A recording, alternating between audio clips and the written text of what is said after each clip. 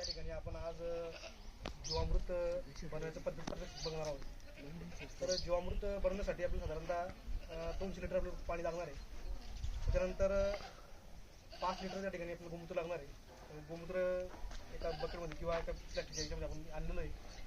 त्यानंतर 10 किलो गाईचं शेण, गावरान गाईचं शेण, परत सोबत एक मूठभर वडाखालची माती, 1 ते 2 किलो बेसन पीठ, अशा प्रकारच्या त्या ठिकाणी 5 निविष्ठा ज्या आहेत आपल्याला एकत्र करून व्यवस्थित त्या ठिकाणी 2 लिटर पाण्यामध्ये टाकायचे आहेत, ढवळायचे आहेत आणि साधारणतः 2 ते 3 वेळेस, सकाळ दुपार संध्याकाळ, उजवीकडे 3 ते 4 वेळेस आणि डावीकडे 3 ते 4 वेळेस अशा प्रकारे ढवळून साधारण 9व्या दिवशी आपल्याला काय होणार आहे, हे जीवामृत आपलं हे तयार होणार आहे. आणि हे तयार झालेलं जीवामृत आपल्याला एक मलमलच्या कापडाने किंवा धोतरच्या कापडाने गाळून, तुमच्या काही डाळिंबाच्या बागा असतील, मग जर समजा बागा 2 वर्षाची असेल, 1 किंवा 2 वर्षाची, तर 1 लिटर प्रति झाड त्या ठिकाणी तुम्हाला टाकायचं आहे.